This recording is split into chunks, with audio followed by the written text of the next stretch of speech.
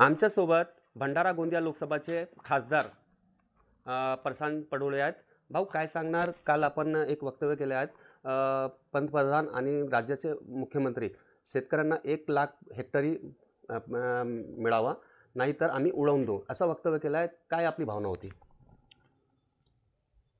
शेतकरी आज हवालदिल झालेला आहे। त्याच्याकडे जगण्याचे स्तोत्र फारच कमी आहे, त्याचा पर कॅपिटा इन्कम फारच लो झालेला आहे। आज अवकाळी पावसामुळे जो नुकसान झाला आहे, मिनिमम एकरी तुम्ही पकडल्या तर 20 क्विंटल उत्पादन गुणिला 2300 तुम्ही पकडाल तर त्याच्या तोंडचा घास 1 लाख रुपये हा शेतकऱ्यांचा गेलेला आहे। सरसकट त्यांचं नुकसान तेवढं झालेलं आहे। वर्षभर त्याला खर्च आहे, आपल्या घराला त्याला पुसावं लागते, घरातल्या मंडळींना खाऊ घालावं लागते, बिमार झाले तर त्यांना दवाखान्याचा खर्च आहे, त्याच्या पोरांना शिक्षणाचा खर्च आहे, कुठून काढेल आपला गडी?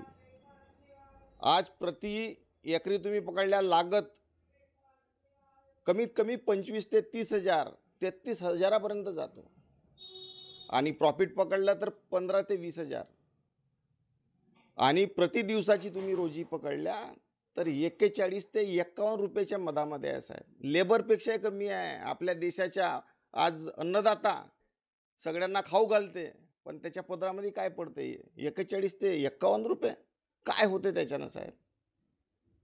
आज बपेरा गावामध्ये मी गेलो असता, तिथं एक दमाये नावाचा कास्तकार 7 ते 8 लाख रुपये त्याच्यावर लोन होता, त्याच्या पोरांनी आत्महत्या केली साहेब, आणि तो आता त्या शेतीमध्ये डोक्यावर हात मांडून तिथं बसलेला होता की साहेब मी काय करू? या अवकाळी पावसामध्ये पूर्ण धान त्याचं नष्ट झालं आणि पाण्यामध्ये पडून तिथं अंकुरित झालं। कोणाकडे जाऊ साहेब? म्हणे मी सुद्धा आत्महत्या करू म्हणे। त्यांच्या भावना मांडण्याचं काम मी करत आहे साहेब।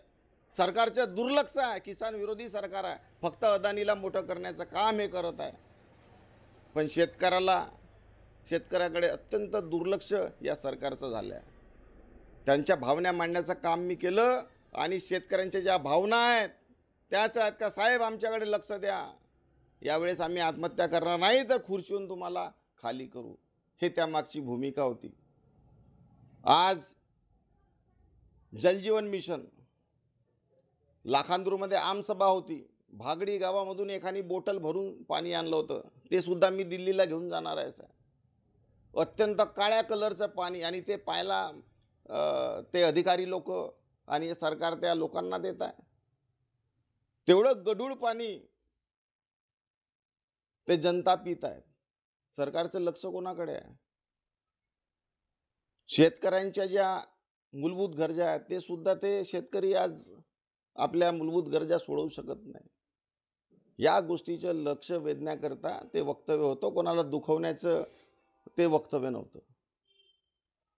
आपण जे वक्तव्य केलं आहे चुकीनं केलं आहे का कसं आहे?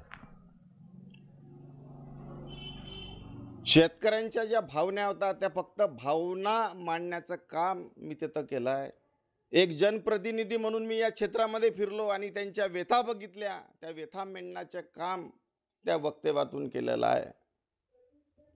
नक्कीच जे वक्तव्य केले आहेत शेतकऱ्यांच्या भावनासाठी मी वक्तव्य केलं आहे, असे प्रशांत पडोळे म्हणाले आहेत। साईद पठाण, TV9 मराठी, भंडारा।